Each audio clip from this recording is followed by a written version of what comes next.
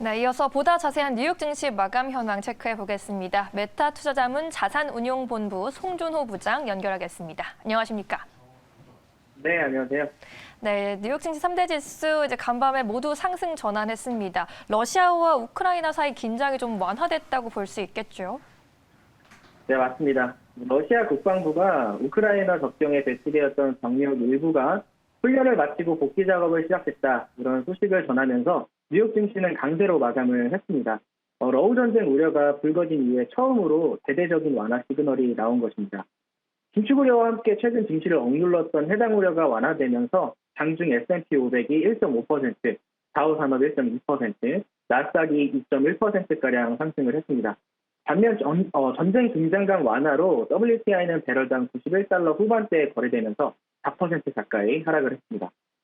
최근까지 러시아와 우크라이나의 긴장 구조로 인해서 천연가스와 유가 선물 가격이 상당히 올라와 있었고요.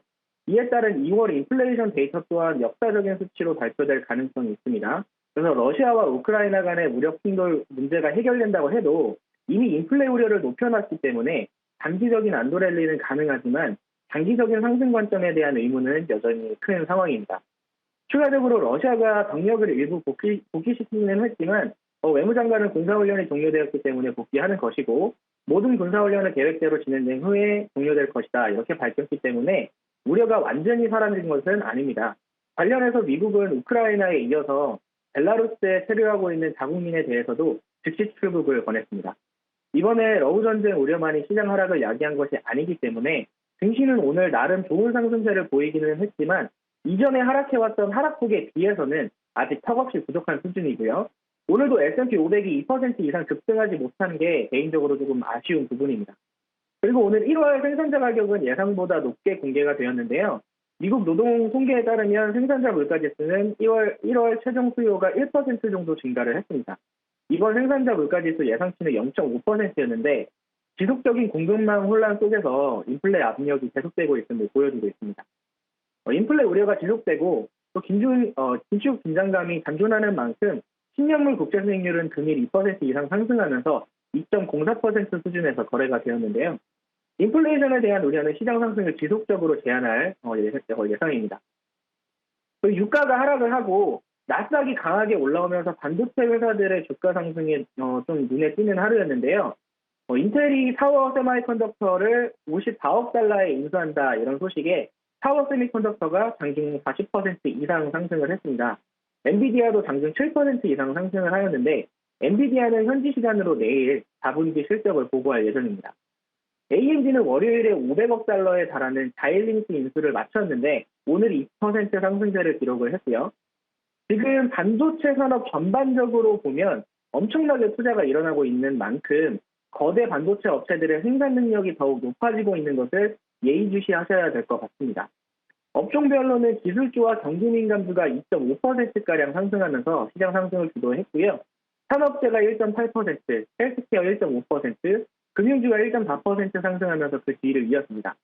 에너지 섹터는 유가가 크게 하락하면서 1.5% 수준의 하락세를 보였습니다. 제가 2주 전쯤부터 에너지 섹터는 신규 편입보다는 보유 또는 비중 축소 의견을 드렸었고요. 현금화된 부분은 금융섹터 비중 확대로 활용하는 것이 적절하다 이렇게 말씀을 드렸는데요. 안내대로 진행을 하신 분들은 매크로 관점에 알맞은 투자 전략이 유지가 되고 있으실 겁니다. 네, 오늘 반도체 종목들의 활약이 정말 두드러졌습니다. 필라델피아 반도체 지수도 5% 넘게 급등을 했네요. 이 밖에도 종목별로 볼만한 특징들도 좀 함께 짚어주시죠. 네, 웨스트랑 브랜드 인터내셔널이라는 회사가 있는데요. 오늘 4분기 실적 보고를 마쳤습니다. 이 회사에 대해서 잘 모르시는 분들이 많을 건데 버거킹과 팀홀튼스라는 브랜드를 소유한 기업입니다. 수익과 이익에 대한 예상치를 상회하면서 호실적을 발표를 했고요.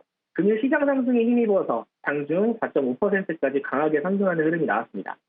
온라인 판매 급증과 소비자의 외식 증가에 따라서 버거킹과 팀홀튼스 등 체인 브랜드 수요 회복에 힘입어서 호실적을 발표를 했는데 글로벌 디지털 매출 같은 경우에는 2021년 65% 이상 증가를 하면서 100억 달러를 기록을 했습니다.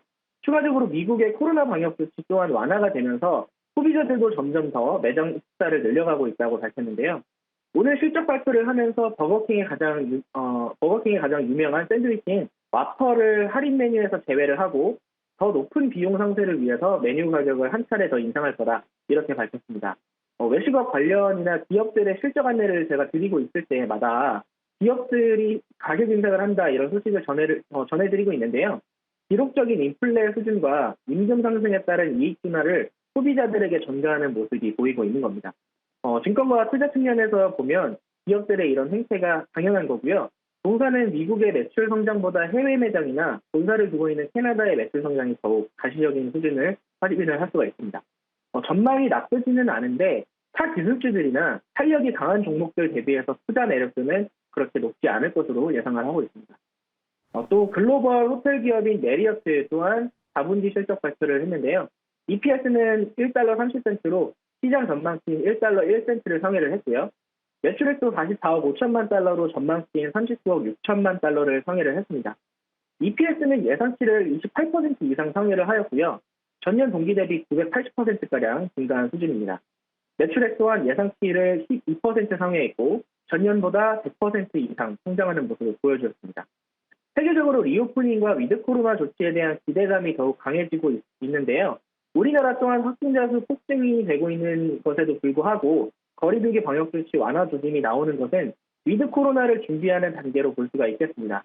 관련해서 세계 각국들이 동일한 스탠스를 보여주고 있는 만큼 호텔과 여행사 그리고 항공사들은 투자 매력도가 높아질 수 있는 구간이라고 판단을 하고 있습니다.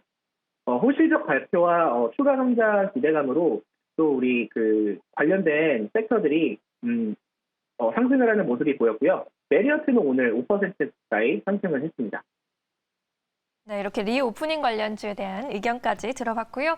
지금까지 메타투자담은 송준호 부장이었습니다. 고맙습니다. 네, 감사합니다.